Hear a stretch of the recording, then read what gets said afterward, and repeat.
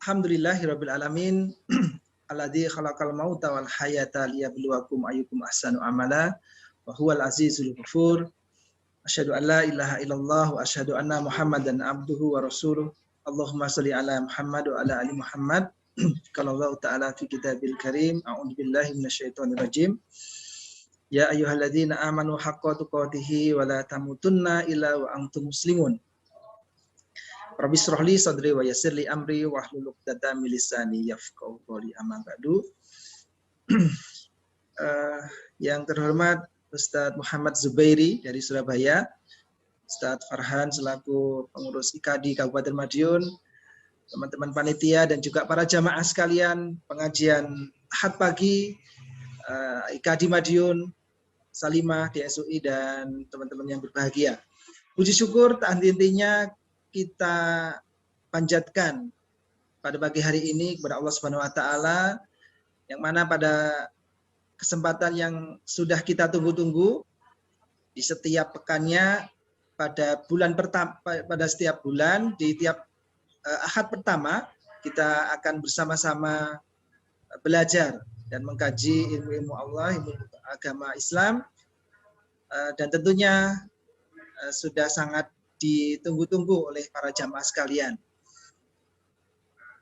Yang kedua, marilah senantiasa semoga salawat dan salam kita lantunkan dan semoga tercurah kepada putuh kita Nabiullah Muhammad sallallahu alaihi wasallam serta para sahabatnya, keluarga dan kita semuanya pengikutnya hingga akhir zaman nanti. Baik, Bapak Ibu sekalian rahimakumullah, marilah untuk mengawali pengajian pada pagi hari ini bersama kita lafadzkan bacaan basmalah. Bismillahirrahmanirrahim. Kemudian untuk menambah keberkahan dari majelis kita lanjutkan dengan tilawatil Quran yang pada kesempatan pagi hari ini akan disampaikan oleh akhuna Ustadz Ahmad Wahyudi. Kepada beliau kami persilakan. Bismillahirrahmanirrahim. Assalamualaikum warahmatullahi wabarakatuh. Waalaikumsalam warahmatullahi wabarakatuh. A'udzu billahi minasy syaithanir rajim.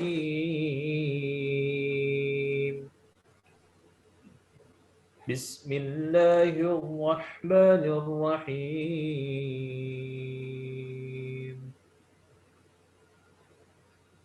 Qul ya ahlal kitab la taghlu fi dinikum ghairal haqqi wa la tattabi'u ahwa'a qaumin qad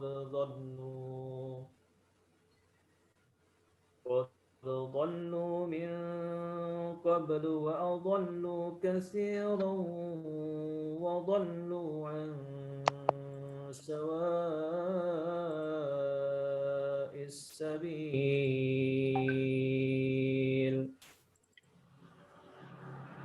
لعن الذين كفروا من بني إسرائيل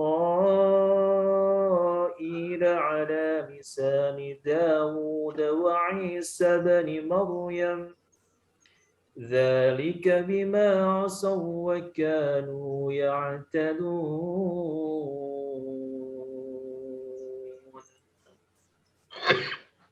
كانوا لا يتناهون عن منكر فعلوا لبئس ما كانوا يفعلون ترى كثيرا منهم يتولون الذين كفروا لبئس ما قدمت لهم أنفسهم أن سخط الله عليهم أن سخط الله عليهم وفي العذاب هم خالدون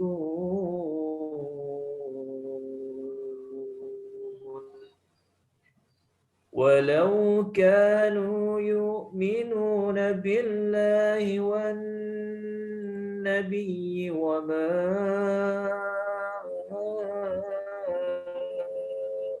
أنزل إليه ما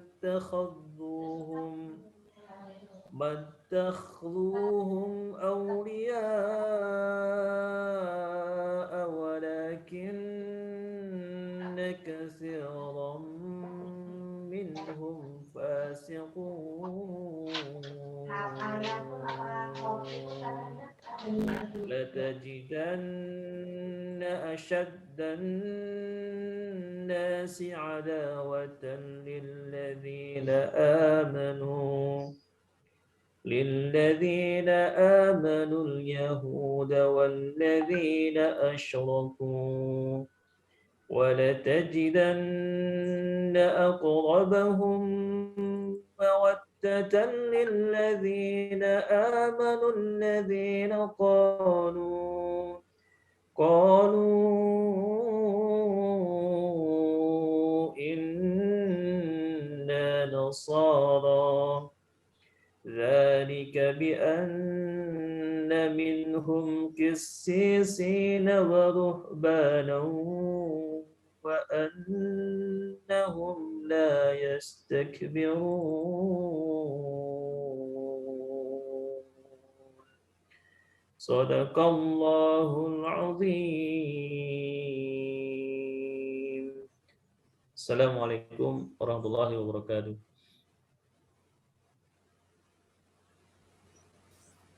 Waalaikumsalam warahmatullahi wabarakatuh. Baik, jazakallah khairan katsir kepada Ahmad sudah membacakan tilawah Quran. Semoga yang membaca dan mendengarkannya diberikan keberkahan dari Allah Subhanahu wa taala. Para jamaah sekalian dan seluruh peserta dan semuanya yang dirahmati Allah. Alhamdulillah pada kesempatan pagi hari ini sudah hadir bersama dengan kita Ustadz Muhammad Zubairi dari Surabaya. Langsung kita sapa beliau. Assalamualaikum Ustadz Zubair. Waalaikumsalam warahmatullahi wabarakatuh. Alhamdulillah, kabar sehat Ustadz? Alhamdulillah sehat. Alhamdulillahirabbil alamin.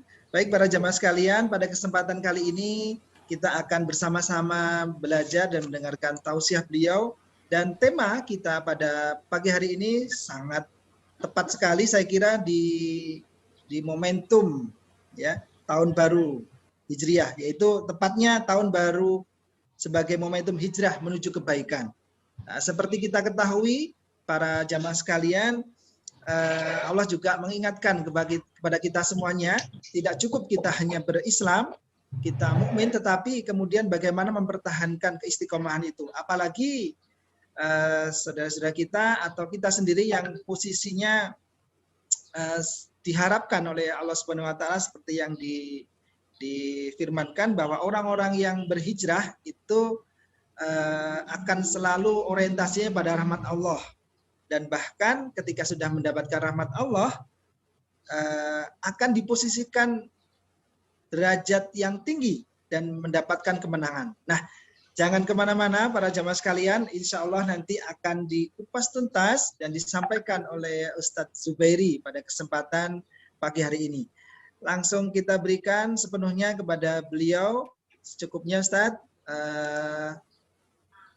Kepada beliau kami persilahkan. Monggo Ustadz. Baik, saya izin share screen terlebih dahulu ya. Monggo disilahkan.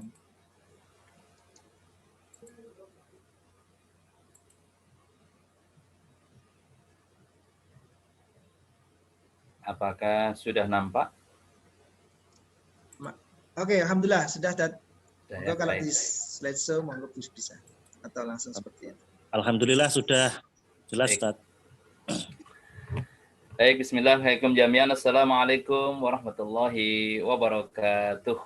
Waalaikumsalam warahmatullahi wabarakatuh. Alhamdulillah wa kafa wa salatu wassalamu ala rasul mustafa wa ala alihi wa ashabihi wa man ihtada faqad qala ta'ala ya ayyuhalladzina amanu taqullaha wa qulu qawlan sadida yuslih lakum a'malakum wa yaghfir lakum dhunubakum wa may yuti'illah rasulahu faqad faza fawzan 'azima. Qala Rasulullah sallallahu alaihi wasallam ittaqillaha haitsu ma kunta wa adbi'is sayyi'atal hasanata tamhuha wa khaliqin nas bi khuluqin hasanin. Hadirin jamaah sekalian yang dirahmati Allah Subhanahu wa taala, alhamdulillah puja dan puji syukur kita panjatkan kepada Allah atas karunia-Nya yang tiada terhingga. Yang kata Allah Subhanahu wa taala, wa in ta'uddu ni'matallahi la tuhsuha. Kalau kalian mau menghitung-hitung nikmat Allah, niscaya tidak akan mampu menuntaskannya. Demikianlah yang Allah tegaskan bahwa sesungguhnya nikmat Allah itu tiada terhingga, sehingga pada saat di mana kali ini kita masih dalam suasana pandemi pun hakikatnya anugerah dan nikmat Allah Subhanahu wa taala itu jauh melebihi dibandingkan dengan ujian dan cobaan atau musibah yang kita rasakan. Walaupun tentu sangat berat. Tentu banyak sekali saudara-saudara kita yang mungkin pada hari-hari ini masih berjuang untuk kesembuhannya. Kita berdoa kepada Allah semoga Allah Subhanahu wa taala senantiasa memberikan dan segera memberikan syifaan la yughadir saqaman. Allahumma amin. Pun demikian mungkin orang-orang terdekat, orang-orang sekitar kita yang Allah Subhanahu wa taala kemudian memanggilnya, maka kita berdoa semoga lahum ajrus syahid, bagi mereka pahala syahid di sisi Allah Subhanahu wa taala. Allahumma fir lahum warhamhum wa'afihim wa'fu anhum. Pun demikian jamaah sekalian rahimakumullah, bagi kita semuanya yang Allah Subhanahu wa taala masih berikan kesehatan, semoga kita mampu mensyukurinya, dan di antara cara mensyukurinya adalah mungkin apa yang kita bisa bantu kepada mereka-mereka yang mungkin lagi sakit dan isoman dan sebagainya. Apapun yang kita mampu berikan bantuan dan pertolongannya, maka hendaknya kita lakukan senyampang Allah masih perkenankan kita untuk bisa membantu apapun itu, baik dari sisi materi atau mungkin kita memberikan informasi. Sekarang ini oksigen lagi mahal atau lagi sulit misalnya, maka Allah Subhanahu wa taala perkenankan kita, mungkin kita bisa nge-share informasi atau kita bisa bantu mencarikan informasi di mana itu oksigen dan sebagainya. Hadirin jamaah sekalian rahimakumullah, salah satu nikmat yang luar biasa besar tentu Allah masih perkenankan kita juga untuk memegangi iman dan Islam kita. Semoga dalam waktu dan sepanjang waktu kita, Allah Subhanahu wa taala perkenankan kita untuk istiqamah, berpegang teguh dengan iman dan Islam kita, dan kemudian saat dipanggil Allah semoga kita dalam kondisi husnul khotimah. Hadirin jamaah sekalian rahimakumullah, dengan kesempatan yang Allah berikan yang luar biasa ini, Allah ternyata juga masih memberikan nikmat lagi yang luar biasa. Apa itu? Kesempatan kita untuk duduk bersama dalam Raudhah min Riyadil Jannah, taman dari taman-taman surga yang Allah sediakan di muka bumi. Apa itu majalisul ilm?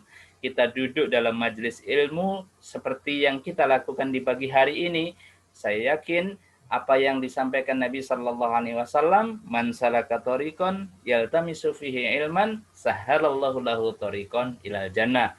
Barang siapa yang melakukan satu perjalanan, melakukan satu upaya dalam rangka mendapatkan ilmu Allah Subhanahu wa taala, Allah akan mudahkan baginya jalan menuju surga. Semoga duduk kita pada kesempatan kali ini sampai akhir nanti dijadikan oleh Allah menjadi sarana sehingga kita dimudahkan oleh Allah untuk masuk ke surga Allah Subhanahu wa taala bersama-sama. Amin Allahumma amin. Jamaah sekalian rahimakumullah, sebelum saya menyampaikan materi saya, izinkan saya menyapa jamaah sekalian. Apa kabar semuanya pagi hari ini? Alhamdulillah, Ustaz. Sehat-sehat semua ya, alhamdulillah. Ini juga dari Nganjuk ada, Ustaz. Barakallah ini. Masya Allah, alhamdulillah. Ya. Biasa. Ahlan wa sahlan ya dari Nganjuk ya. Kita pernah bertemu offline ya. Alhamdulillah ya.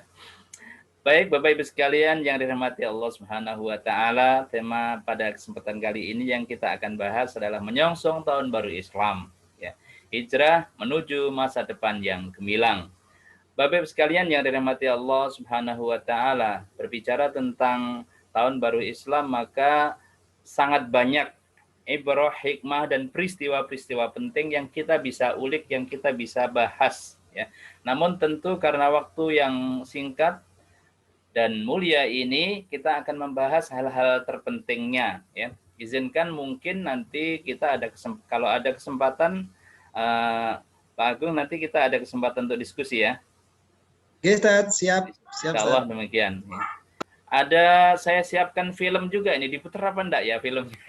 Saya khawatir boleh biar waktunya nggak cukup nanti.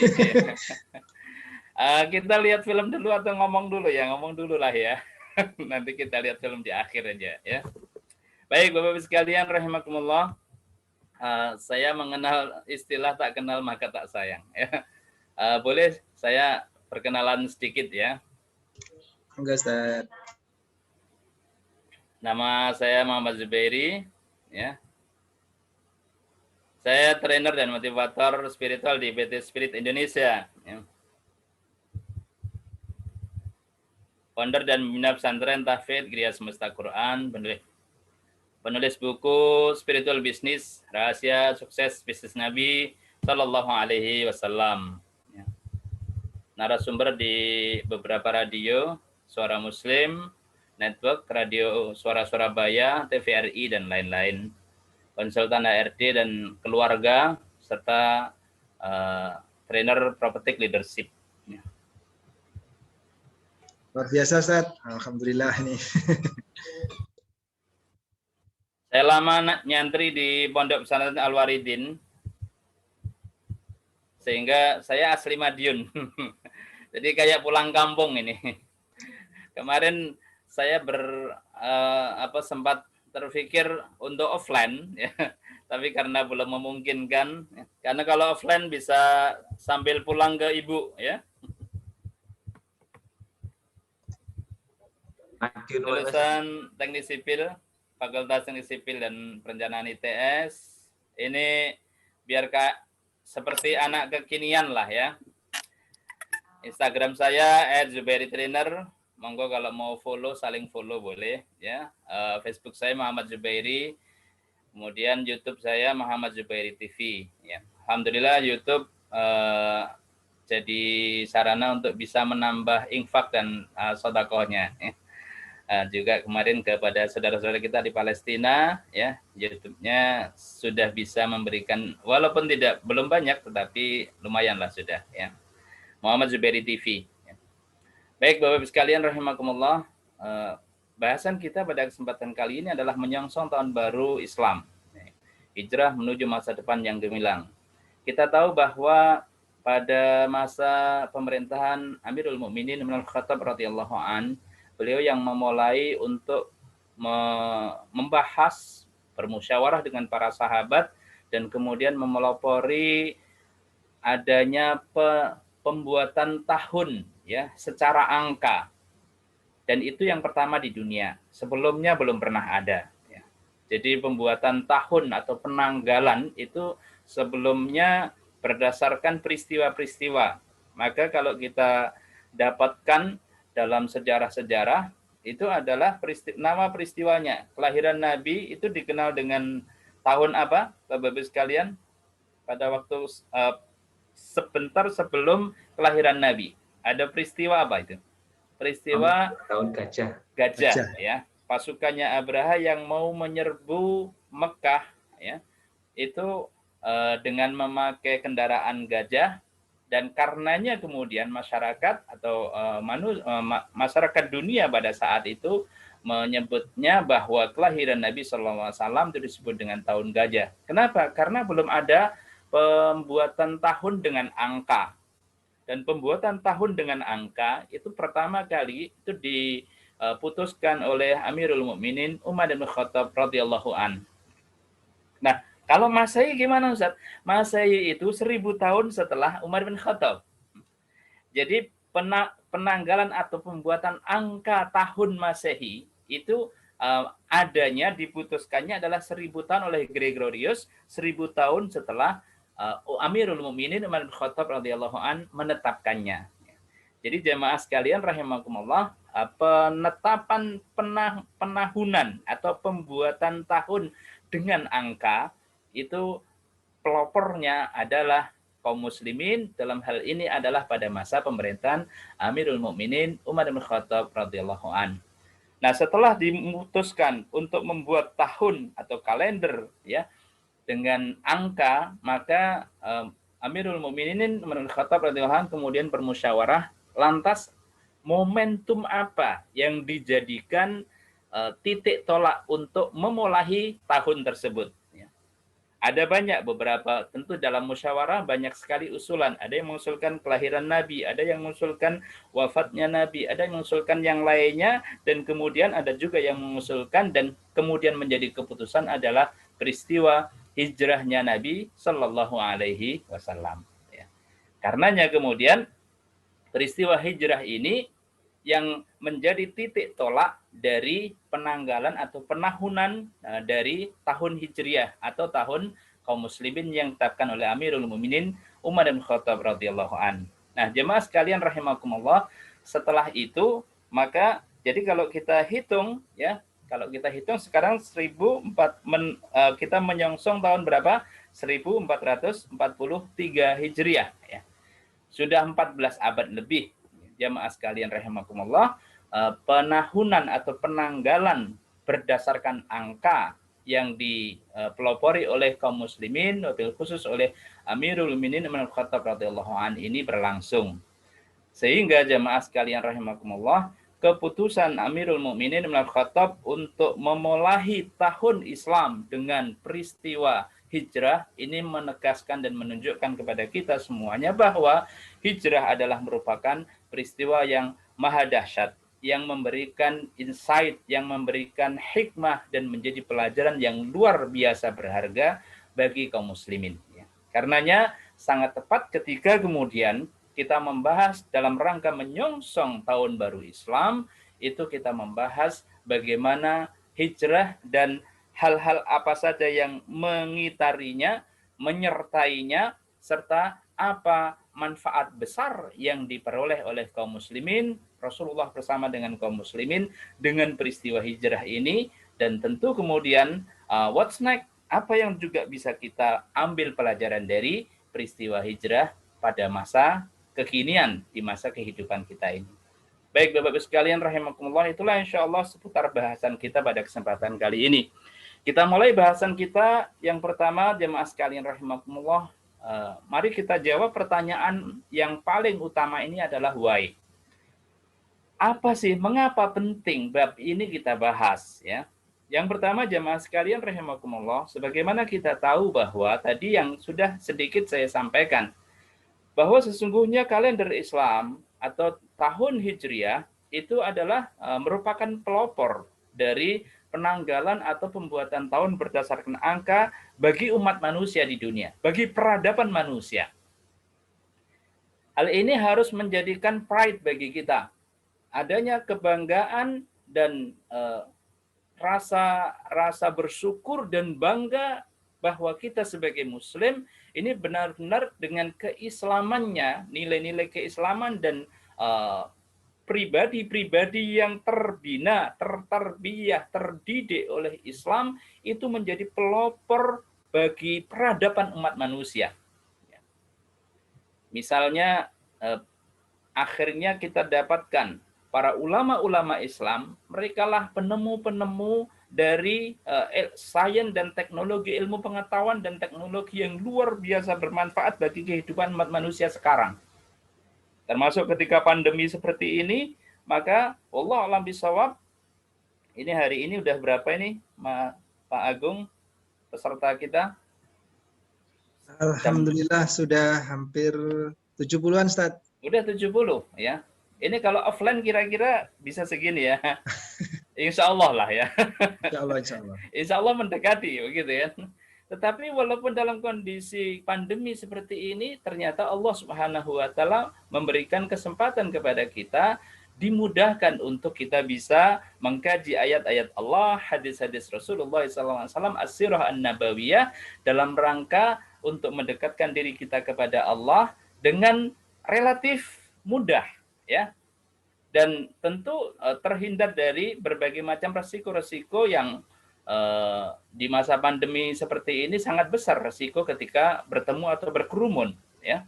Ada larangan bahkan untuk berkerumun.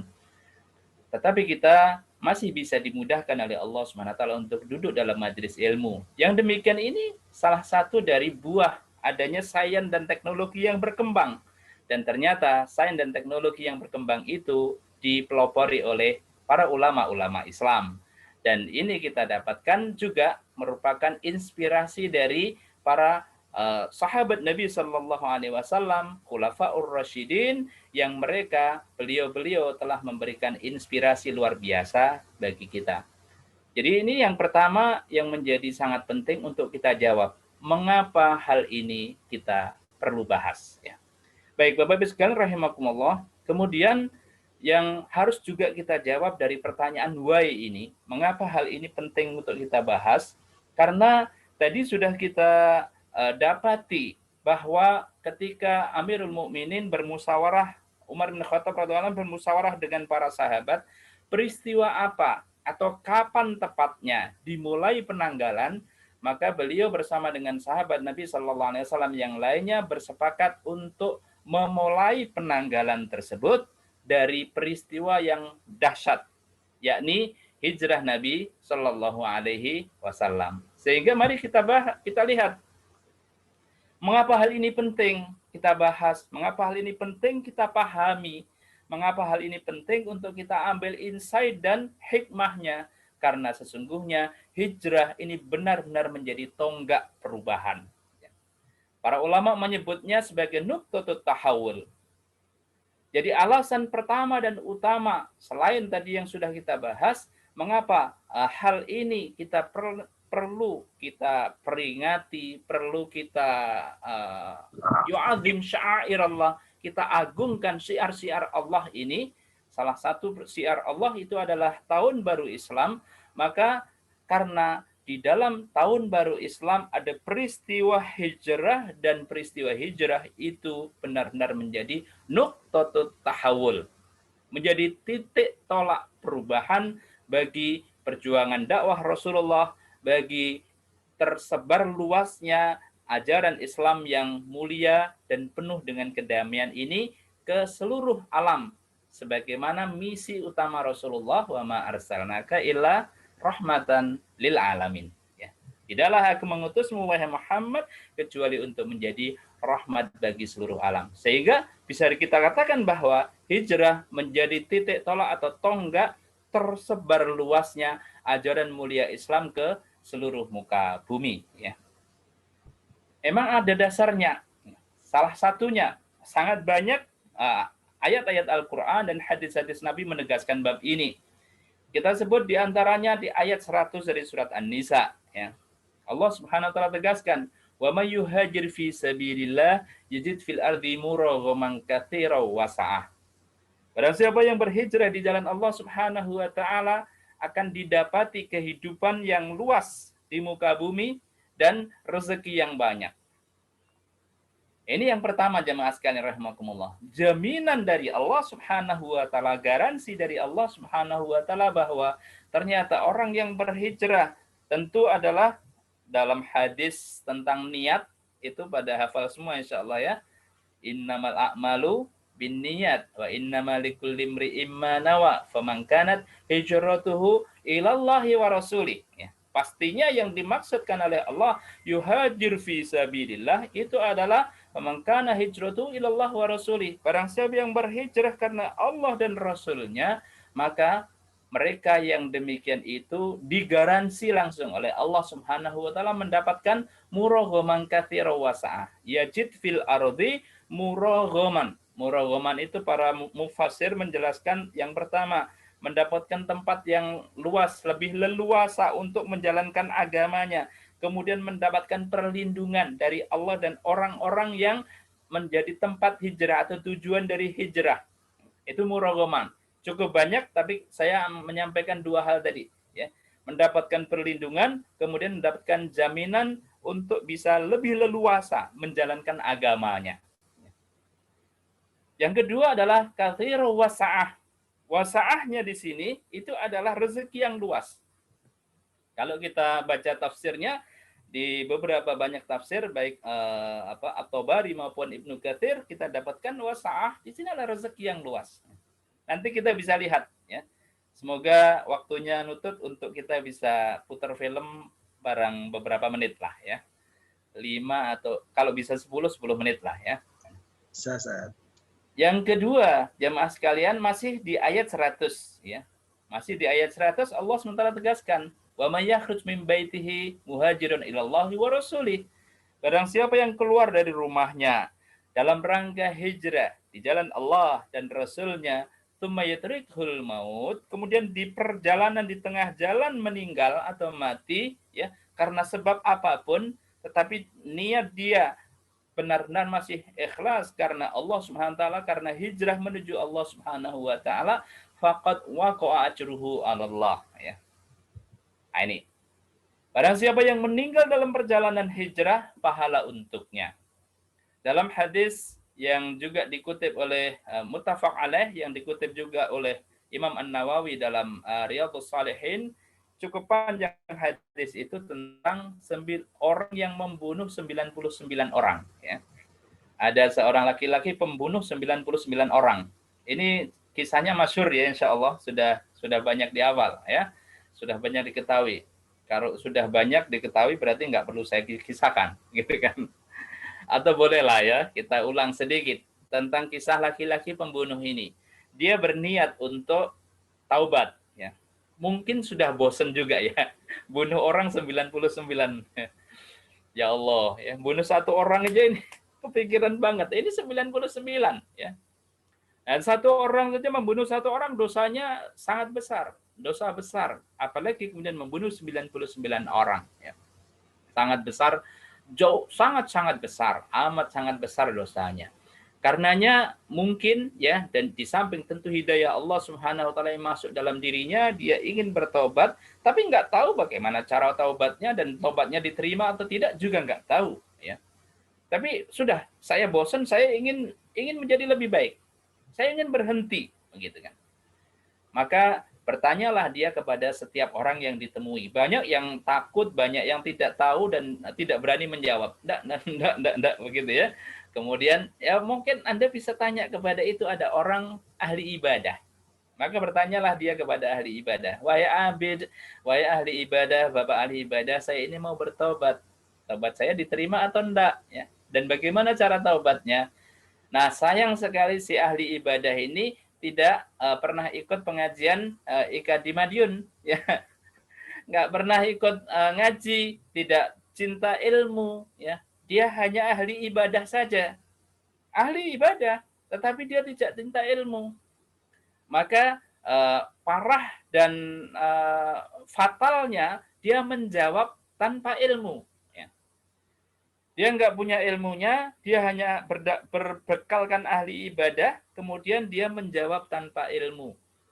Maka kata si Abid ini, ya, dia katakan, emang apa yang kau sudah lakukan? Saya sudah membunuh 99 orang. Masya Allah, ya, subhanallah. Terus bagaimana nih? Diterima atau enggak tobat saya? Ya enggak lah, dosamu sudah sangat besar, gitu kan? Dosamu sudah sangat besar, enggak diterima. Yakin nggak diterima? Iya, nggak diterima. Akhirnya si pembunuh 99 orang, kalau begitu percuma dong saya berhenti. Lalu terus maksud Anda gimana? Ya saya sempurnakan saja menjadi berapa tambah 1? 100. Jadi 100. Ya. Dan siapa? Anda tahu, ya?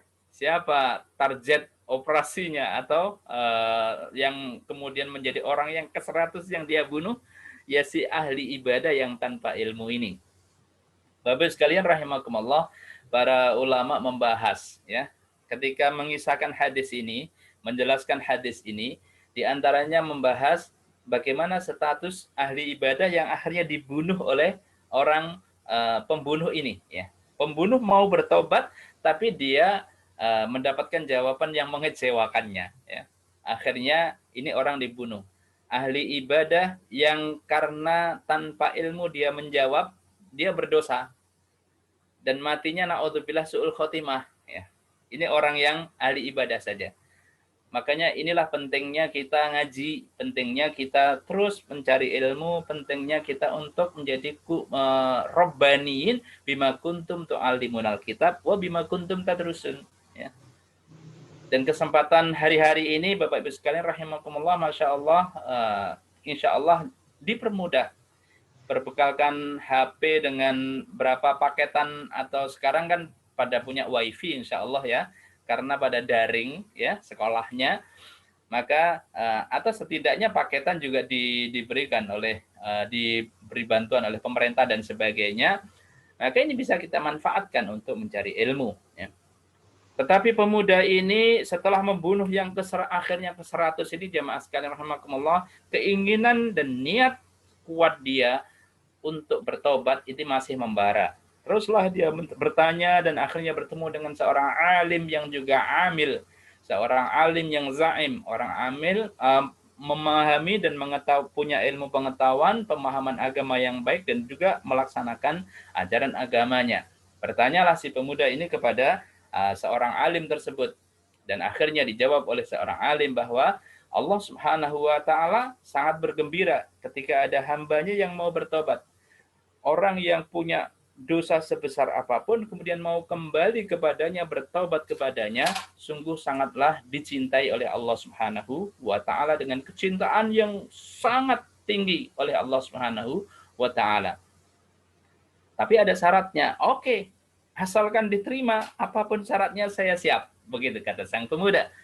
Maka kata sang alim ini, syaratnya engkau harus berhijrah.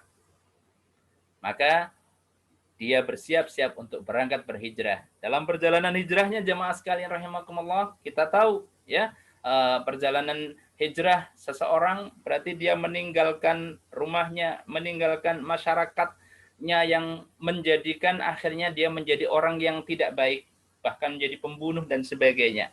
Dia tinggalkan dunia lamanya, ya.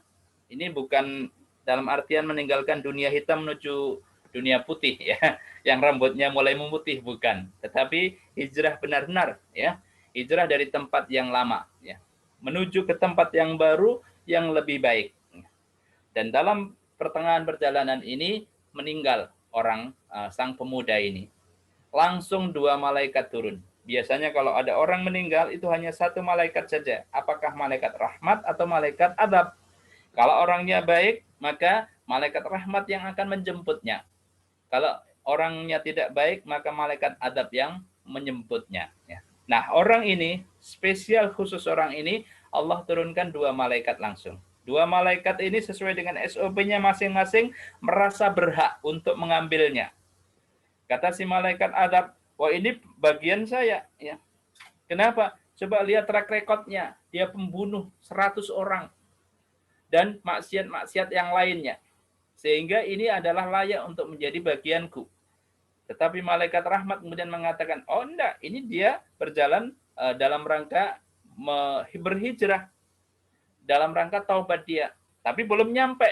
Begitulah malaikat rahmat dan adab berselisih pendapat. Faktalaf, ya. Ikhtilaf antara 2 malaikat ini. Terus sampai akhirnya Allah SWT turunkan lagi 1 malak, ya, 1 malaikat yang melerai, sudah kita ukur saja, ya. Kita ukur bagaimana? Kita ukur tempat meninggal dia itu apakah lebih dekat kepada tempat yang mau dituju atau lebih dekat dari tempat yang dia tinggalkan. Kalau lebih dekat dari yang tempat dia tinggalkan, bagian malaikat adab.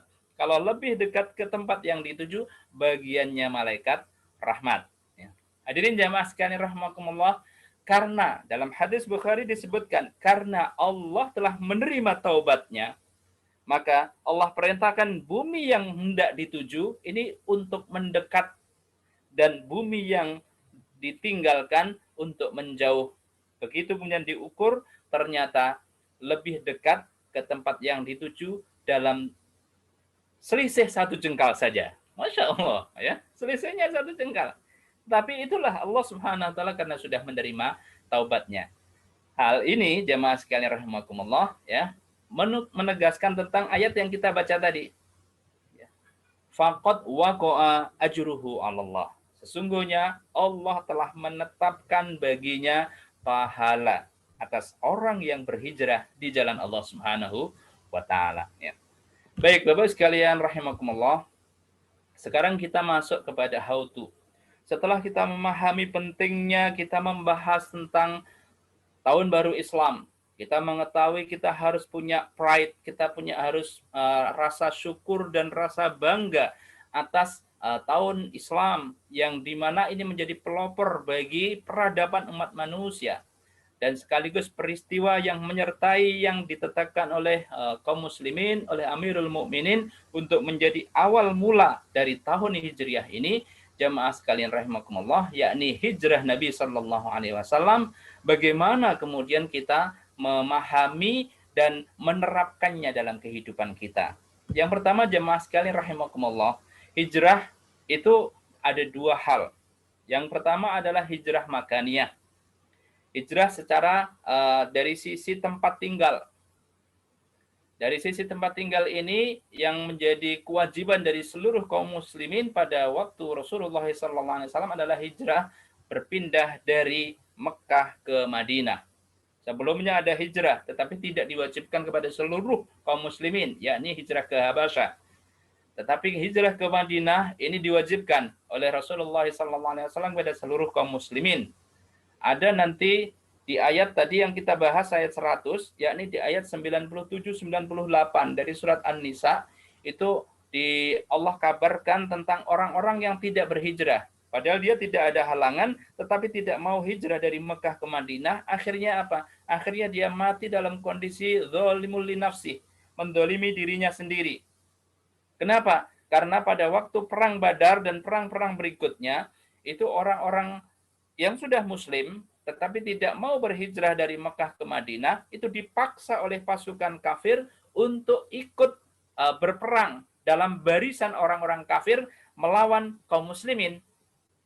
Dan inilah karenanya kemudian begitu kemudian mati ditanya oleh malaikat, "Mengapa engkau mati bersama dengan pasukan kafir?"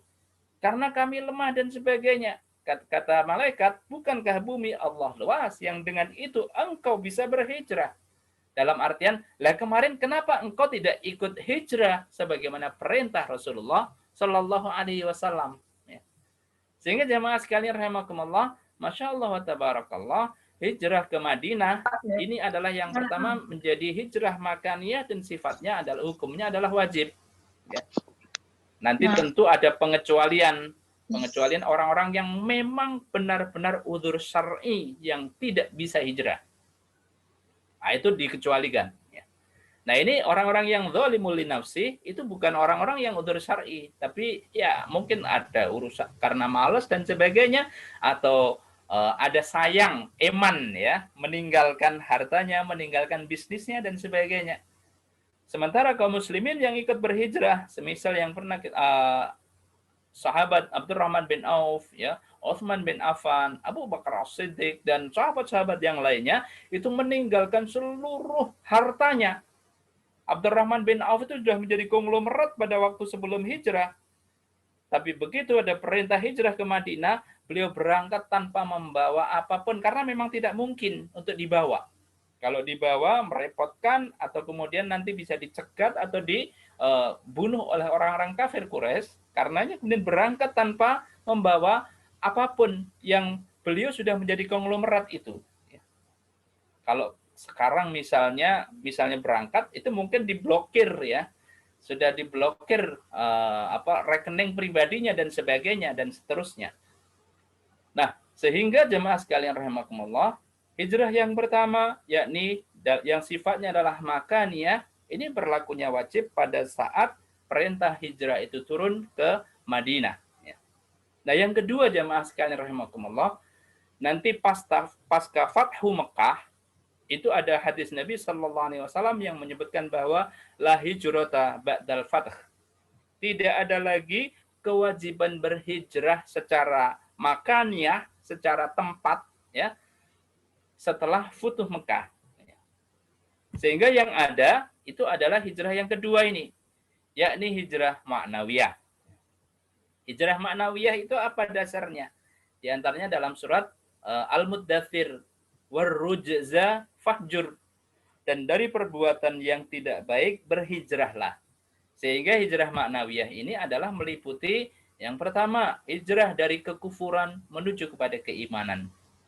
Hijrah dari berbagai macam kesyirikan menuju kepada tauhid. Hijrah dari berbagai macam kemaksiatan menuju kepada ketaatan. Hijrah dari berbagai macam sifat-sifat nifak atau munafik menuju keimanan dan istiqomah dalam keimanannya. Berikutnya, termasuk juga hijrah ma'nawiyah, itu adalah hijrah dari yang haram. Benar-benar segala macam yang haram dia tinggalkan dan menuju kepada yang halal. Hijrah dari berbagai macam kezaliman menuju kepada keadilan. Hijrah dari berbagai macam kebatilan menuju hanya memegangi al-haq. Allahumma arinal haqqa haqqa warzuqna tiba'ah wa arinal batila batila warzuqna tinabah. Hijrah dari segala macam hal yang menyebabkan perpecahan, berorientasi untuk benar-benar bisa menegakkan ukhuwah atau mewujudkan ukhuwah Islamiyah. Sehingga secara ringkasnya, hijrah ma'nawiyah itu adalah hijrah dari berbagai macam bentuk kejahiliahan menuju kepada Islamiyah. Baik, Bapak Ibu sekalian, rahimakumullah. Di akhir dari presentasi saya ini, saya ingin menyampaikan kepada kita semuanya ada 4 hal yang sangat penting. Ada banyak tentu, tetapi pada kesempatan kali ini kita sampaikan 4 hal yang sangat penting yang dilakukan oleh Rasulullah Sallallahu Alaihi Wasallam. Apa saja itu? Pasca hijrah ke Madinah, yang pertama kali dilakukan Nabi SAW adalah membangun masjid. Ini adalah merupakan insight penting, pelajaran berharga, hikmah yang luar biasa dari Nabi SAW dalam rangka membangun masyarakat madani, membangun masyarakat modern yang maju dan kemudian berperadaban serta kontributif terhadap peradaban umat manusia. Itu haruslah dimulai dari quwwatus sillah billah. Kekuatan hubungannya dengan Allah Subhanahu wa taala. Membangun hubungan vertikal. Di sini ada unsur terpentingnya yakni iman. Di sini ada unsur terpentingnya yakni misi ibadah. Dan tentu nanti kita akan bisa melihat fungsi masjid itu pada seluruh sisi kehidupan. Tetapi yang pertama ini kita menegaskan tentang sangat pentingnya kuat hubungan dengan Allah Subhanahu wa taala untuk menjadi pondasi bagi terbangunnya peradaban umat manusia. Ya. Nanti kita bisa, kalau nutut waktunya nih, kita lihat filmnya. Semogalah nutut ya. Bapak Ibu sekalian rahimakumullah, bagaimana Ustaz kalau di masa pandemi ini ya. Di masa pandemi pun jemaah sekalian rahimakumullah, kalau kita baca panduan ya dari yang berwenang, kita dapatkan kalau di area-area di wilayah-wilayah yang masih memungkinkan silahkan beraktivitas di masjid dengan protokol kesehatan yang disiplin, silahkan ya. Tetapi yang tidak boleh ya, yang benar-benar tidak boleh sama sekali itu adalah melepaskan hubungan kita dengan masjid. Setidaknya adalah apa yang disebutkan oleh Nabi SAW, ada 1 dari 7 golongan yang akan mendapatkan naungan di saat tiada naungan kecuali naungan Allah SWT di mahsyar nanti, yang matahari didekatkan sampai 1 mil jaraknya. Hanya 1 mil jaraknya. 1 mil itu berapa? Sekitar 1,1 atau 1,2 kilo ya. Masya Allah, matahari segitu berarti gimana panasnya ya? Masya Allah ya. Pada hari-hari itu tidak ada naungan kecuali naungan dari Allah. Dan ada 7 golongan yang mendapatkan naungan. Salah satu dari 7 golongan itu adalah rajulun ya, kana qalbuhu mu'allaqam bil masajid. Seseorang yang hatinya selalu tertambat dengan masjid. Masya Allah. Ya. Sehingga jemaah sekalian rahimakumullah, inilah Rasulullah sallallahu alaihi wasallam memberikan contoh dan teladan pertama dan utama kepada kita yang dibangun begitu masuk Madinah dalam rangka membangun masyarakat modern, masyarakat berperadaban, masyarakat yang kontributif, itu dibangun masjid oleh Nabi sallallahu alaihi wasallam. Ini simbol dan sekaligus nilai utama. Ya, masjid juga merupakan tempat yang paling mulia di muka bumi. Kenapa? Masjid itu Baitullah, rumah Allah. Sehingga hati kita harus tertambat. Kalau di masjid-masjid yang masih buka dan beraktivitas di masa pandemi ini dan kemudian tetap menerapkan protokol kesehatan dengan bagus, ya kita beraktivitas. Kita harus benar-benar, ya, seorang muslim yang baik itu begitu bicara tentang kalender Islam, kemudian tahun baru Islam, maka harus tertancap dan tertanam di dalam dirinya semangat untuk mu'allaqam bil masajid. Benar-benar terkait erat. Bahkan selalu nyambung, ya, dengan aktivitas masjid. Nabi Ibrahim alaihissalam itu juga memberikan teladan kepada kita. Allah SWT perintahkan begitu lahir Ismail, baru saja lahir, maka ibunda siapa yang kedua? Istri Nabi Ibrahim yang kedua itu siapa namanya? Hajar, Ustaz. Hajar. Ibunda Hajar, ya. Ibunda Hajar, istri Nabi Ibrahim SAW, yang melahirkan Nabi Ismail alaihissalam, itu diperintahkan untuk apa? Untuk membawa mereka ke tempat yang gersang tetapi inda baitikal muharram, ya. Sehingga pelajaran berharga itu adalah bahwa kalau kita ingin menjadi manusia yang baik, maka kalau menjadi pengusaha properti, ya, membuat sebuah perumahan, maka beri tempat yang spesial juga, masjid, gitu kan.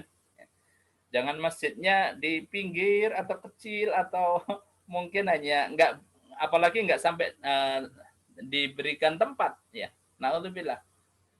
Begitu pula ketika kita misalnya mencari rumah dan sebagainya, maka setidaknya, ya, kalau toh misalnya jauh dari masjid, tetapi jauh dari sisi tempat, diusahakan dengar adzan dan kemudian selalu terkait juga, ya. Insya Allah pahalanya menjadi lebih banyak lah, ya.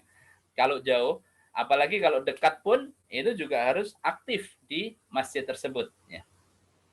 Nah, yang kedua jamaah sekalian rahimakumullah, yang dilakukan Nabi SAW dalam mempersaudarakan muhajirin dan ansor.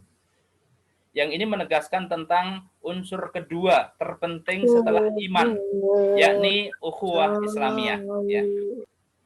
Jemaah sekalian, Masya Allah wa tabarakallah, ada peristiwa-peristiwa yang sangat krusial dan sangat istimewa, ya, dari aktivitas kedua yang dilakukan Nabi SAW, yakni mempersaudarakan muhajirin dan ansor, ya. Misalnya, di semua ahli sejarah, ya, kalau kita baca para mu'arrikh, para penulis sejarah sirah Nabi SAW, begitu membahas tentang persaudaraan muhajirin dan ansor, itu hampir mesti menyertakan ukhuwah antara Abdurrahman bin Auf dan Sa'ad bin Rabi', ya. Sahabat yang lain juga, satu muhajirin dipersaudarakan dengan satu ansor dan sebagainya, tetapi yang selalu ditulis oleh para ahli sejarah itu adalah peristiwa dipersaudarakannya antara Abdurrahman bin Auf sama Sa'ad bin Rabi'. Abdurrahman bin Auf ketika berangkat dari Mekah sudah nggak bawa perbekalan apa-apa, ya. Kalau dari sisi harta hanya pakaian yang melekat. Kemudian tentu diri dan keimanannya. Nah, Sa'ad bin Rabi' itu salah satu pemimpin suku di Madinah yang kaya raya. Karenanya kemudian begitu dipersaudarakan, kata Sa'ad bin Rabi', wahai Abdurrahman bin Auf, kita sudah dipersaudarakan. Dan pada waktu itu, begitu dipersaudarakan, ini sampai punya hak mewarisi pada awal-awal, ya. Sebelum kemudian dimansuh, ya. Dimansuh dengan yang mewarisi hanya ahli waris dari sisi kandung dan sebagainya, ya. Tetapi pada waktu itu, kata Sa'ad bin Rabi', saya termasuk orang yang kaya raya, sehingga saya akan bagikan semua harta saya, rumah, kebun kurma pada waktu itu seperti perusahaan yang besar, ya. Kalau di Indonesia, ya. Atau mungkin juga sama sih, punya kebun sawit yang sangat besar, gitu. Kebun kurma yang sangat banyak, besar, itu dibagi 50%. Separuh untukmu, separuh untuk saya, ya. Hadirin jamaah, Masya Allah wa tabarakallah, ya. Yang juga luar biasa tidak hanya sampai di situ. Bahkan kata Sa'ad bin Rabi, saya punya 2 istri. Saya punya 2 istri. Silahkan lihat atau pilih salah satu dari keduanya yang engkau lebih suka padanya, maka akan aku ceraikan dengan baik-baik. Setelah itu engkau nikahi. Bapak Ibu sekalian, jangan salah. Saya jelaskan ya, biar nanti tidak salah paham. Ya. Di Arab, ya, di Arab terutama, itu wanita, ya, ketika seorang laki-laki mau menikahi wanita, maka maharnya itu sangat mahal, amat sangat mahal, ya, sangat-sangat mahal. Banyak para lelaki di Arab itu yang belum menikah, ya, itu bukan karena nggak punya penghasilan dan tidak mampu untuk memberikan nafkah kesehariannya. Untuk memberikan nafkah kesehariannya mampu, tetapi untuk membayar mahar itu belum mampu. Begitu. Anda bisa bayangkan, berarti sangat mahal, ya, mahar itu sangat mahal. Karenanya Sa'ad bin Rabi paham betul bahwa orang-orang muhajirin itu belum mampu untuk kemudian membayar mahar, ya. Dia nggak punya modal sama sekali. Maka kata Sa'ad bin Rabi, Abdurrahman bin Auf, silakan pilih salah satu daripadanya. Nanti saya ceraikan setelah habis masa iddahnya, silahkan engkau nikahi. Ya. Tetapi yang luar biasa adalah jawaban dari Abdurrahman bin Auf. Ya. Kalau itu ditawarkan kepada bapak ibu, para bapak-bapak ini gimana kira-kira? Baru hijrah, nggak punya modal, kemudian ditawari 50% hartanya, kemudian juga ditawari wanita untuk dinikahinya, ya. Kira-kira jawabannya gimana? Oh, oke, siap, begitu kan kira-kira ya.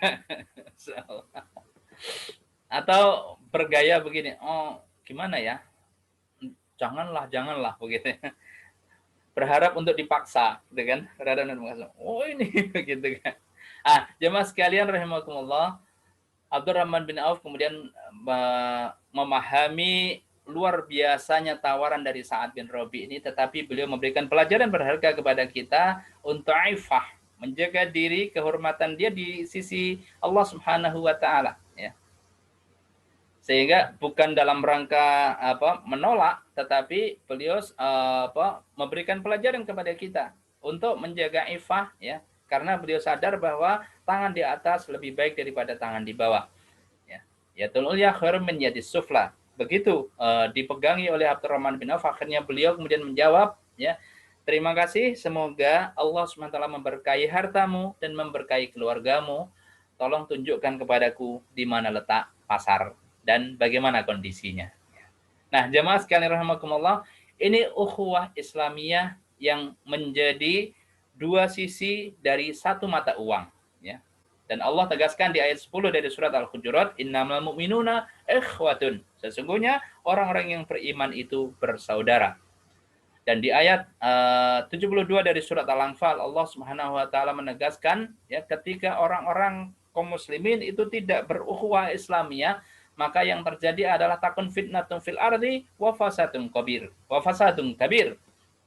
Kalau kaum muslimin tidak berukhuwah sebagaimana yang dipersaudarakannya Muhajirin dan Ansar oleh Rasulullah, yang merupakan langkah kedua penting dari pasca hijrah ini, maka umat ini akan menjadi terpecah belah dan terjadi fitnah serta kerusakan di muka bumi.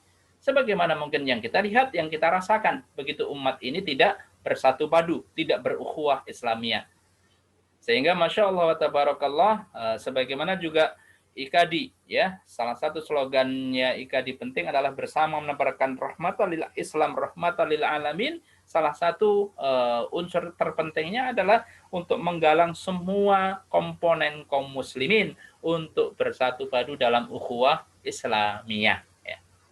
Yang ketiga, jemaah sekalian rahimakumullah, yang dilakukan oleh Nabi SAW, beliau sadar, paham betul bahwa masyarakat Madinah itu di dalamnya berbineka, ya, ada banyak ragam masyarakat, ada orang-orang musyrik Madinah. Mereka asli Madinah, tapi orang-orang musyrik. Ya. Tetapi juga pastinya ada orang-orang Muslim, orang-orang beriman dari yang kemudian disebut dengan orang-orang Ansor. Ya. Dan di dalamnya juga ada orang-orang ahli kitab, yakni orang-orang Yahudi. Ya. Maka Madinah memberikan pelajaran potret masyarakat yang berbineka, ya. Beragam budaya, beragam suku, beragam agama, beragam keyakinan dan agama. Dan karenanya Rasulullah SAW setelah mendirikan masjid, mempersaudarakan muhajirin dan ansor, yang kedua beliau kemudian mengukuhkan atau mendeklarasikan piagam Madinah. Mitsaqul Madinah al-Munawwarah. Dan di dalam Al-Mitsaqul Madinah Munawwarah, piagam Madinah ini, ya, secara globalnya itu adalah upaya serius Rasulullah SAW dengan nubuahnya dan atas wahyu dari Allah Subhanahu wa taala dalam rangka mengukuhkan pilar kebangsaan. Ya. Disinilah piagam Madinah itu yang menginspirasi. Kalau kita baca apa yang dirumuskan oleh para ulama-ulama yang merupakan founding fathers dari bangsa kita, dari negara kita, Negara Kesatuan Republik Indonesia, itu yang menginspirasinya adalah piagam Madinah atau Mitsaqul Madinah al-Munawwarah yang dideklarasikan oleh Rasulullah SAW. Karena di dalamnya ada toleransi, di dalamnya ada saling tolong-menolong, di dalamnya ada hak-hak dan kewajiban yang setara untuk membela Madinah, untuk kemajuan Madinah, untuk bersama-sama saling bahu-membahu, apalagi ketika ada musuh dari luar. Maka semua komponennya tidak boleh berkhianat dari adanya piagam Madinah ini, apalagi kemudian sampai kemudian berkolaborasi dengan asing atau asing untuk menyerang Madinah. Maka yang demikian ini tentu benar-benar melanggar dan berkhianat terhadap piagam Madinah. Kalau kita refleksikan di Negara Kesatuan Republik Indonesia, jemaah sekalian rahimakumullah, maka Pancasila dan Undang-Undang Dasar 1945 atau setidaknya ada 4 pilar di negeri kita ini, itu adalah semisal dengan piagam Madinah. Dan sangat rinci kalau kita baca, ya, cukup banyak ya detailing dari piagam Madinah itu. Tetapi yang pasti salah satunya adalah tadi saling menghargai. Dengan secara umum ada hak-hak yang sama. Ya. Kaum muslimin, orang-orang yang muslim haruslah berkomitmen dengan agamanya, bahkan orang-orang Yahudi silakan berkomitmen dengan agama mereka. Kemudian yang kedua, harus tolong-menolong dalam rangka membela Madinah dan menuju kepada kemajuan dan kemandirian serta berdaulatnya negara Madinah. Seperti itulah piagam Madinah yang dibangun dan dideklarasikan oleh Nabi Shallallahu Alaihi Wasallam dalam rangka mengokohkan pilar kebangsaan.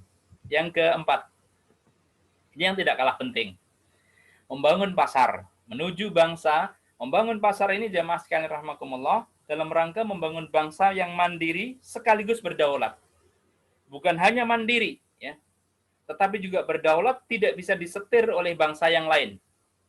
Dan itu yang sangat spesial dan juga menjadi perhatian serius Rasulullah SAW. Dan Masya Allah, Tabarakallah, sebagaimana kita juga tahu bahwa ada surat yang sangat spesial di dalam Al-Quran. Satu bangsa yang punya kehebatan tersendiri dalam bidang bisnis, ya, itu adalah ada nama suratnya. Yakni surat apa, Bapak-Ibu sekalian? Surat Quraisy. Li'ilafi Quraisy ilafihim rihlatas syita'i wassaif, ya, yang sudah menaklukkan perdagangan dunia. Sehingga jamaah sekalian rahimakumullah, kalau mau mengalahkan dalam tanda kutip, ya, ekonomi atau bisnisnya Yahudi dan mohon maaf China, ya misalnya, maka ya kita harus belajar atau berkolaborasi dengan sangat serius dengan orang-orang Quraisy. Ya. Ini habaib yang ada di Indonesia, ini harus kaum muslimin harus benar-benar berkolaborasi dengan para habaib juga, ya orang-orang Quraisy. Ada spesifiknya di dalam Al-Quran dan mereka yang bisa mengalahkannya. Dan Rasulullah SAW benar, orang-orang lingkaran terdekat Rasulullah itu adalah orang-orang Quraisy yang memiliki kepiawaian luar biasa dalam bisnis. Salah satunya tadi yang kita sebut Abdurrahman bin Auf. Abu Bakar jelas, Umar jelas, Utsman juga jelas, Abdurrahman bin Auf itu juga luar biasa. Beliau dalam waktu 1 bulan setelah ditunjukkan oleh Sa'ad bin Rabi, itu akhirnya beliau berinisiatif untuk segera memulai bisnis. Ada kalimat bisnis yang baik itu apa ya? Bisnis yang baik itu adalah yang segera digelar, bukan di seminar-seminarkan, begitu. Gelar dagangan, begitu kan? Gelar dagangan, segera dimulai, bisnis yang segera dimulai. Ada beberapa riwayat, saya ambil riwayat Abdurrahman bin Auf memulai dengan berjualan cangkul. Beliau ambil dari produsennya, kemudian dijual di ini gambar pasar awal pasar di Madinah, ya, pasarnya kaum muslimin. Kalau Bapak Ibu sekalian pernah ke Masjid Nabawi, itu di sisi pojok yang pojok kanan, ya, kanan itu ada pintu keluar, saya lupa pintu keberapa, ya. Nah itu keluar, maka di sana dulu awal sekali pasar kaum muslimin dibangun. Ya. Kalau yang di belakang, kanan belakang itu ada pasar juga, pasarnya Yahudi. Pasar-pasar, banyak pasar di Madinah, mayoritas pasar itu dikuasai oleh Yahudi. Nah, pasar awal pertama yang dibangun oleh kaum muslimin itu adalah di sana. Nah, pasar-pasar Yahudi di sana ada banyak riba, ada banyak kedoliman, dan seterusnya. Maka pasar kaum muslimin yang dibangun Nabi Shallallahu Alaihi Wasallam benar-benar memberikan pelajaran dan sekaligus juga praktek ajaran Islam yang mulia dalam bidang ekonomi, dalam bidang muamalah Islam yang luhur, dan di pasar muslim yang dibangun pertama itulah yang dilaksanakan dan dipraktekkan seluruh nilai-nilai luhur dari muamalah Islam, ya. Abdurrahman bin Auf dalam 1 bulan saja akhirnya bisa mengumpulkan kekayaan yang signifikan. Akhirnya beliau bisa membeli lahan, kemudian bisa mendirikan tokonya, dan lahannya semakin luas lagi. Setelah itu beliau kemudian bisa menikah, ya. Beliau aifah, tidak mau langsung menerima begitu saja tawaran dari Sa'ad bin Rabi, tetapi kemudian Masya Allah beliau segera berdagang. Setelah itu beliau bisa menikahi wanita Ansor, dan Rasulullah SAW di waktu ba'da subuh, Abdurrahman, baumu wangi banget, ini ada sesuatu yang lain, gitu. Kata Abdurrahman bin Auf, Alhamdulillah ya Nabi, saya barusan menikah. Oh ya, dengan siapa? Dengan wanita Ansor. Masya Allah, berarti engkau sudah berhasil. Biidznillah ya Rasulullah, ya, dengan izin Allah Subhanahu wa taala, alhamdulillah saya sudah berhasil, ya. Dan Bapak Ibu sekalian rahimakumullah, Masya Allah, ini orang memang spesial, ya. Abdurrahman bin Auf itu di beberapa riwayat disebutkan, saya itu kalau membuka batu, ya, maka di baliknya ada emas dan perak. Sampai begitu, tangan dinginnya beliau itu kalau membuka batu itu seperti itu. Beliau beberapa kali ingin miskin, karena kata Nabi, Abdurrahman bin Auf masuk surga dengan perlahan, ya, karena hartanya. Maka beliau ingin miskin. Setiap kali ingin miskin, bertambah kaya. Semakin ingin miskin, semakin bertambah kaya, ya. Kalau kita gimana? Masya Allah, tabarakallah. Allah alam bisawab, ya. Baik Bapak Ibu sekalian rahimakumullah, pelajaran yang keempat ini memberikan pembelajaran dan hikmah kepada kita pentingnya kaum muslimin, kita umat Islam untuk benar-benar menuju kepada kemandirian ekonomi, ya. Dan dengan itu umat bisa berdaulat. Dengan itu bangsa kita juga bisa berdaulat, ya. Kita tentu berdoa dan berusaha sungguh-sungguh dan berdoa kepada Allah semoga ketika umat ini bisa mandiri, segeralah kemudian bangsa ini juga bisa mandiri dan berdaulat, ya. Tidak punya hutang lagi. Kita tidak dapatkan data dan informasi riwayat satupun dalam perjuangan Nabi Shallallahu Alaihi Wasallam itu ada dalam 10 tahun di Madinah, beliau ada beberapa riwayat disebutkan ada 70-an peperangan. Dalam 70-an peperangan ini tidak satu pun kita dapatkan riwayat, satu peperangan kan butuh biaya besar, ya. Itu tidak satu pun riwayat mencari bantuan kemanapun atau membuat proposal ke World Bank, belum ada World Bank, ke IMF, enggak ada, ya, enggak. Semuanya dari harta-harta min juyubihim, ya, dari kantong-kantongnya kaum muslimin sendiri, semuanya. Ya. Dan ini menegaskan tentang kemandirian dan akhirnya benar-benar berdaulat. Ya. Baik, Bapak Ibu sekalian, inilah insya Allah 4 hal yang dilakukan Nabi Shallallahu Alaihi Wasallam dan karenanya menjadi sangat penting untuk menjadi pembelajaran kita bersama. Ya, saya kembalikan terlebih dahulu sebelumnya kepada MC, kepada Pak Eko, saya persilahkan. Agung, Eko. Alhamdulillah, barakallah Ustaz. Alhamdulillah ini luar biasa materinya, poin-poinnya sudah disampaikan oleh Ustaz. Barangkali karena waktu juga semakin terus berjalan, silahkan Bapak Ibu sekalian para jamaah yang ingin berdiskusi atau langsung bertanya, masih ada waktu 1 atau 2 penanya. Kami persilahkan tentang momentum hijrah menuju masa depan yang gemilang. Ini luar biasa tema kita hari ini. Silakan Bapak Ibu yang bisa di-unmute kalau ingin live. Alhamdulillah hampir mendekati 100 ini Ustaz, di 90-an ya tadi. Ya. Oke, alhamdulillah. Semoga selalu istiqomah ini para jamaahnya. Amin. Oke. Ada para jamaah? Kalau belum ada, mungkin videonya tadi kalau nggak terlalu panjang boleh Ustaz. Oke. Oke, kita putar film ya. Enggak Ustaz, mungkin nanti bisa dikondisikan. Semoga lancar filmnya, ya.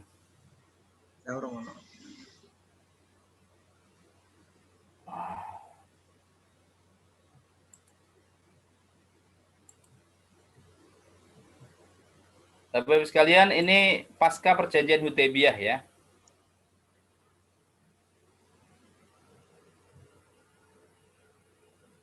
Pasca perjanjian Hudaybiyah, banyak sekali tokoh-tokoh Quraisy yang masuk Islam. Ini Khalid bin Walid, ya.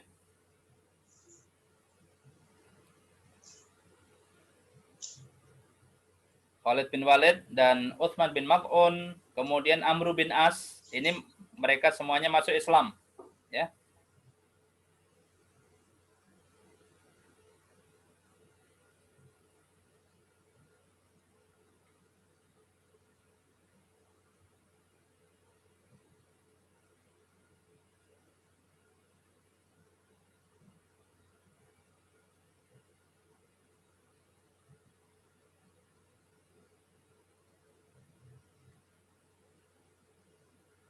Hikmah luar biasa dari hijrah adalah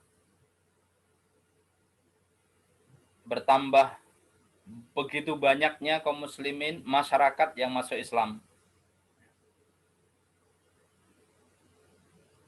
Pertambahannya adalah eksponensial, ya. Bukan lagi pertambahan, tetapi perpangkatan secara eksponensial, ya.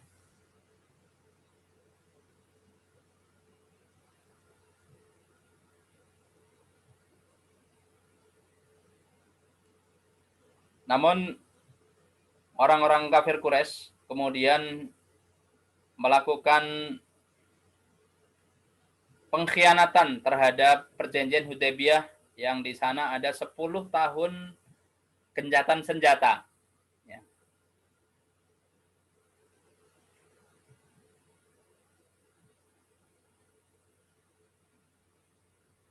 Ini ada Bani Khuza'ah yang sudah berkolaborasi dengan kaum muslimin masuk Islam, yang kemudian diserang oleh Bani Bakar.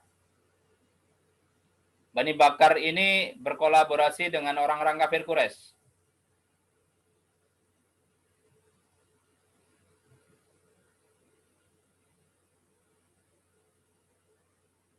ada satu yang masih selamat dan karenanya segera melaporkan kepada pimpinan Bani Khuza'ah, lantas dikirimlah informasi ini kepada Rasulullah SAW. Nah, Abu Sofyan mengetahui hal itu segera lari juga, berangkat sendiri ke Madinah untuk kembali memperbarui perjanjiannya. Ya. Tapi kita lihat bagaimana respon Rasulullah ketika Abu Sofyan mengatakan segala sesuatunya.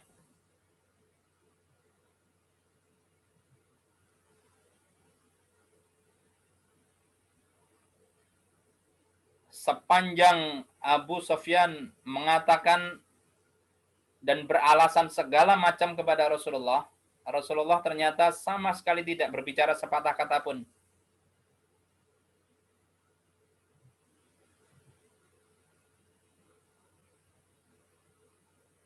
Rasulullah sudah mendapatkan data dan informasi tentang pengkhianatan mereka.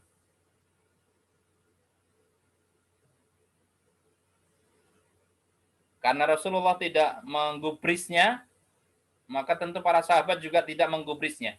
Ya.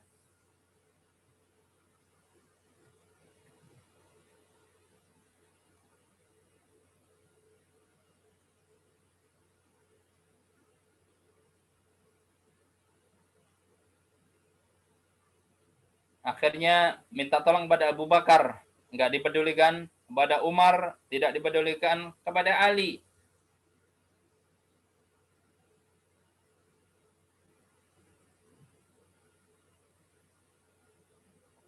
Akhirnya Ali bin Abi Thalib yang merasa kasihan kepadanya, intinya sudah kamu kembali saja ke Mekah.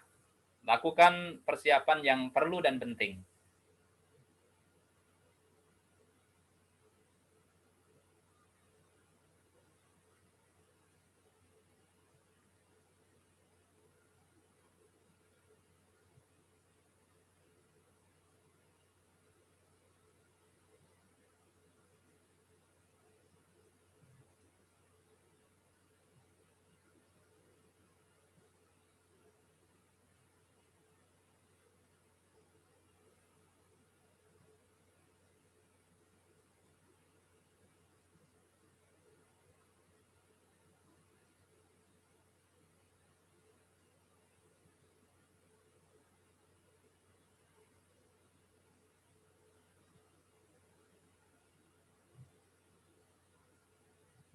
Bapak sekalian rahimakumullah, perbedaan begitu berangkat hijrah itu hanya 200-an orang kaum muslimin sebelum hijrah.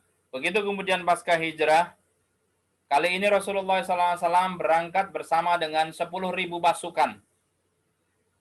Jumlah pasukan terbesar di Arab pada waktu itu, yang tidak ada yang mengalahkannya jumlah ini. Rasulullah SAW bersama dengan 10.000 pasukan bersiap untuk memfutuhkan Mekah.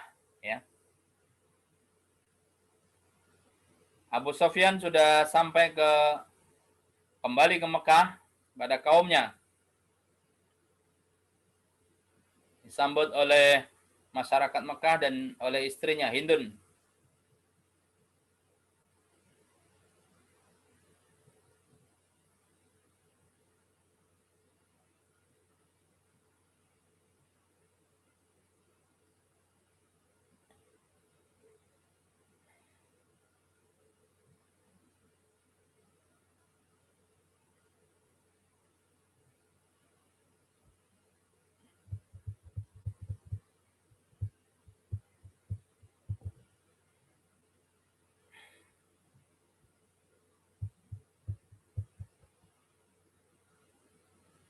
Abu Sofyan mengingatkan tidak akan mungkin kita menghadapi pasukan Muhammad.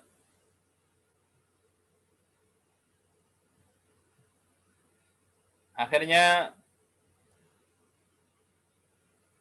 kaum muslimin berkemah di luar Mekah dan para muhajirin sudah sangat rindu dengan tanah airnya tersebut.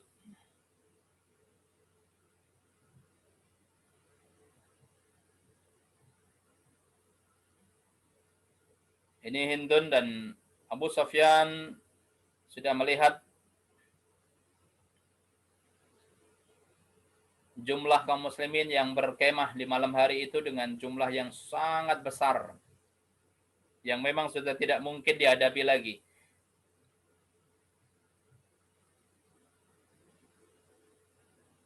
Beberapa waktu sebelumnya, Abbas bin Abdul Muttalib, paman Nabi SAW, sudah masuk Islam, dan kemudian beliau izin kepada Rasulullah untuk mencari Abu Sufyan, mengajaknya masuk Islam. Ya. Jadi ini diringkas saja di film ini, hingga akhirnya Abu Sufyan bisa diajak menghadap Nabi SAW oleh paman beliau Abbas bin Abdul Muttalib radhiyallahu an.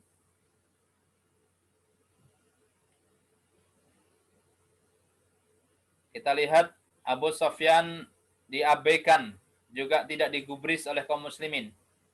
Walaupun ada beberapa yang mau marah juga. Umar bin Khattab, Khalid bin Walid, ini mau marah dengan Abu Sufyan tetapi dicegah oleh sahabat-sahabat yang lain.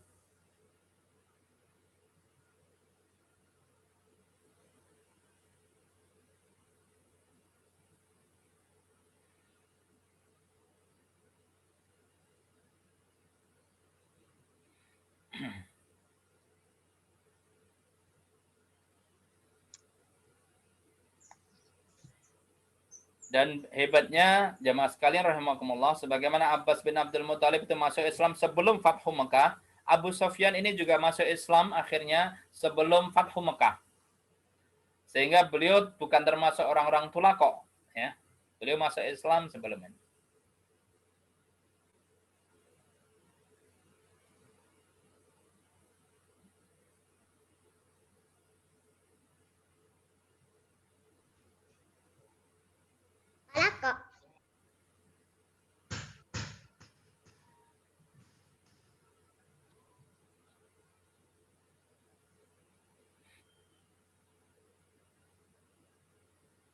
Ini diwakili oleh Bilal, tetapi ini langsung Rasulullah yang mengatakan, wahai Abu Sufyan, belumkah tiba pada masa bagimu bahwa tiada Tuhan selain Allah? Dan akhirnya dia mengakui, belumlah tiba bagimu bahwa aku adalah Rasulullah. Ya.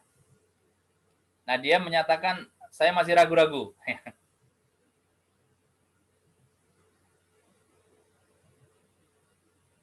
Begitu Khalid mau memenggal lehernya, ini Abu Sufyan juga didesak oleh Abbas bin Abdul Muttalib, segera masuk Islam, kalau enggak engkau akan disembelih oleh sahabat-sahabatnya Muhammad. Gitu. Dan akhirnya, ya, dia dengan hidayah Allah Subhanahu wa taala, Abu Sufyan bersahadat di hadapan Nabi sallallahu alaihi wasallam.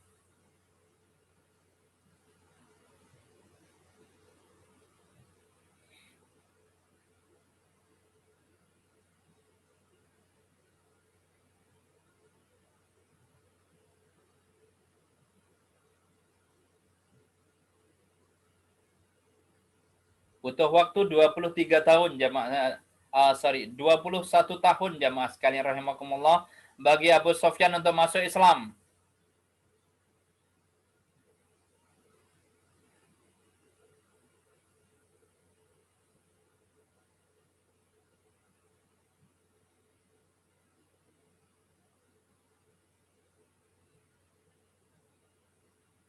Dan kaum muslimin, 10.000 pasukan kaum muslimin masuk Mekah melewati 3 pintu utama.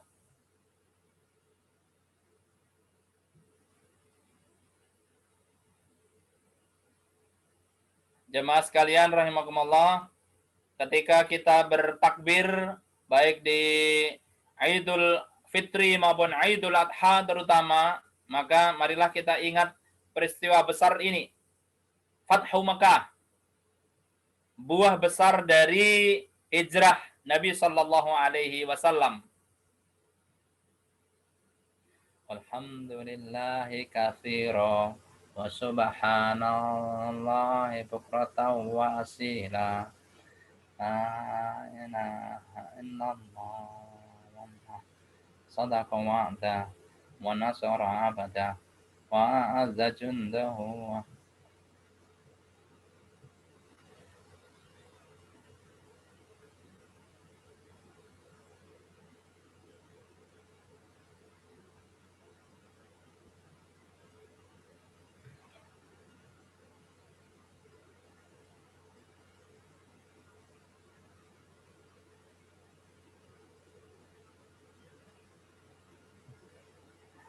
Diumumkan oleh Rasulullah bersama dengan para sahabat, barang siapa yang masuk Masjidil Haram dia aman, barang siapa yang masuk rumah Abu Sufyan dia aman, barang siapa yang menutup pintunya maka dia aman.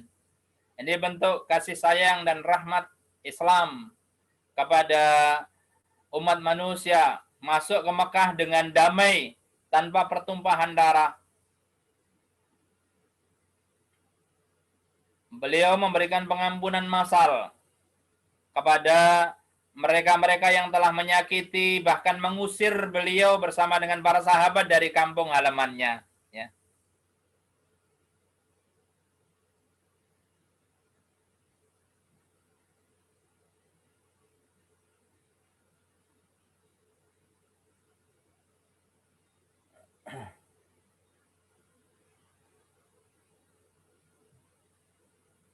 Inilah perwujudan dari wa ma arsalnaka illa rahmatan lil alamin. Islam yang rahmatan lil alamin benar-benar diwujudkan oleh Nabi sallallahu alaihi wasallam.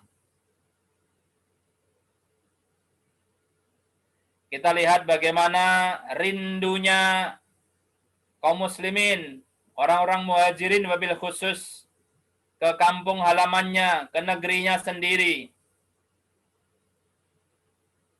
Dan datang dengan penuh kehormatan dan kemuliaan, baik di hadapan manusia maupun di hadapan Allah Subhanahu wa Ta'ala.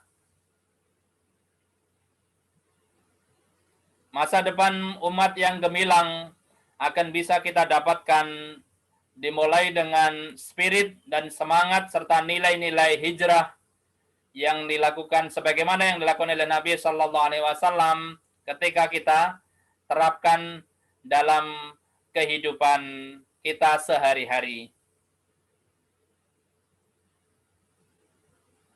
Kita lihat rindunya untuk bisa menghadirkan baldatun thayyibatun wa rabbun ghafur.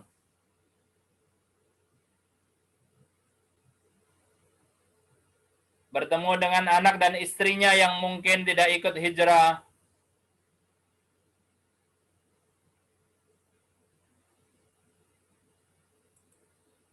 Baik. Demikian insya Allah yang bisa kita luar biasa. sampaikan. Okay. Ya. Alhamdulillah. Salah satu dari perwujudan Islam rahmatan lil alamin, dan semoga bisa kita ambil pelajaran berharga dalam rangka kehidupan sehari-hari kita. Mewujudkan nilai-nilai spirit hijrah dalam kehidupan sehari-hari hingga akhirnya bisa mendapatkan kehidupan yang baldatun thayyibatun wa rabbun ghafur. Ya. Demikian saya kembalikan. Ya.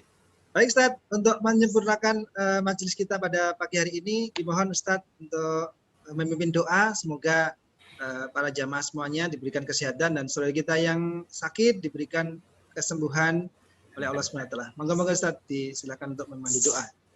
Bapak Ibu sekalian yang rahmatullah, marilah kita tundukkan hati kita, kita buang jauh-jauh kesombongan kita haturkan dan panjatkan dengan tulus ikhlas kepada Allah Subhanahu wa taala doa-doa terkhusyuk dan terbaik kita. Ala hadhihi niyyah al-Fatihah. A'udzubillahi minasyaitonir rajim. Bismillahirrahmanirrahim. Alhamdulillahirabbil alamin arrahmanir rahim maliki yaumiddin. Iyyaka na'budu wa iyyaka nasta'in.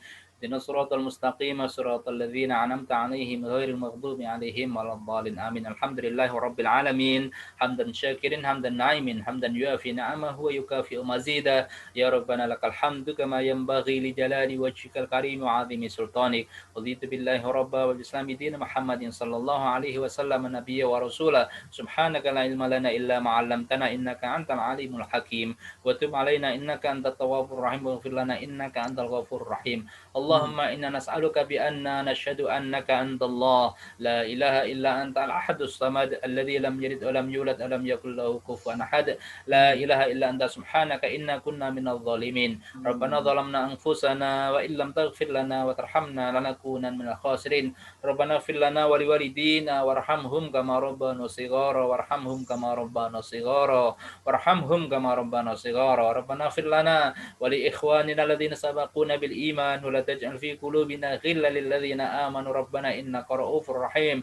Rabbana hab lana min azwajina wa dhurriyyatina qurrata a'yun waj'alna lil muttaqina imama. Rabbi ij'alna muqimas salati wa min dhurriyyatina rabbana fataqabbal du'a.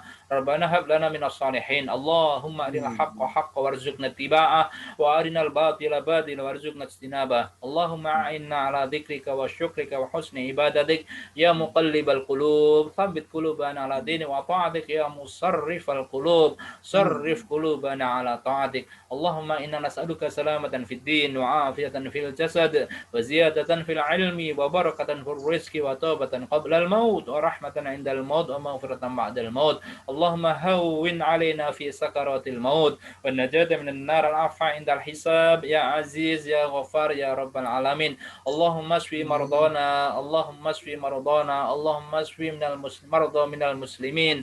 Allahumma rabban nas mudhibil ba'sa isfihim anta syafi la shifa illa shifa'uk shifaan la yughadir saqaman.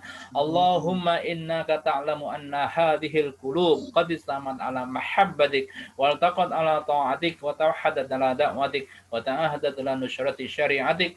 Fathikillahumma rabitataha wa atimmutaha wa hdiya subulaha wa amlaha binurika alladhi la yakhbu wasrah suduraha bi faidil imani bik wa jamili tawakkuli alaik wa hiya bi ma'rifatik wa amid ala syahadati fi sabilik innaka ni'mal maula wa ni'man nasir. Allahumma inna na'udzubika minal barasi wal jununi wal judhami wa min sayyi'il asqam.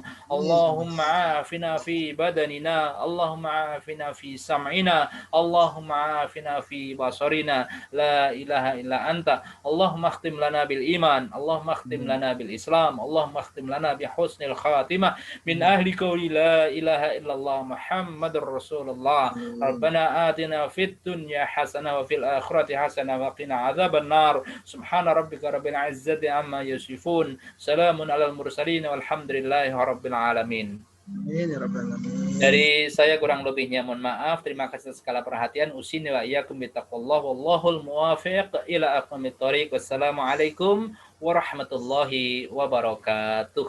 Waalaikumsalam warahmatullahi wabarakatuh. Jazakallahu khairan katsir kepada Ustadz Muhammad Zubairi dari Surabaya sudah berkenan hadir dan memberikan pencerahan ilmu yang luar biasa pada pagi hari ini kepada kita semuanya para jamaah di Madiun dan juga ada dari Nganjuk dan sebagainya. Alhamdulillah, Bapak Ibu sekalian, tiba kita di penghujung acara. Marilah kita cukupkan pengajian pada kali ini dengan bersama melafazkan doa kafaratul majelis. Subhanakallahumma wa bihamdika asyhadu an la ilaha illa anta astaghfiruka wa atubu ilaik. Baik, sekali lagi terima kasih pada Ustadz dan para jamaah sekalian. Mohon maaf jika ada yang kurang berkenan. Saya Agung Iko Hartanto selaku mewakili panitia. Mohon maaf jika ada yang kurang berkenan. Terus satu lagi, jika Bapak Ibu sekalian ingin melihat rekaman bisa diikuti, di follow di YouTube kami di IKADI Madiun. Demikian. Semoga bermanfaat bagi kita semuanya dan insya Allah kita akan bertemu kembali di pekan pertama pada setiap bulannya. Demikian, kurang lebihnya mohon maaf. Walafu minkum billahi taufiq walhidayah. Al-haqqu min rabbika fala takunanna mintarin. Wassalamualaikum warahmatullahi wabarakatuh. Waalaikumsalam warahmatullahi wabarakatuh.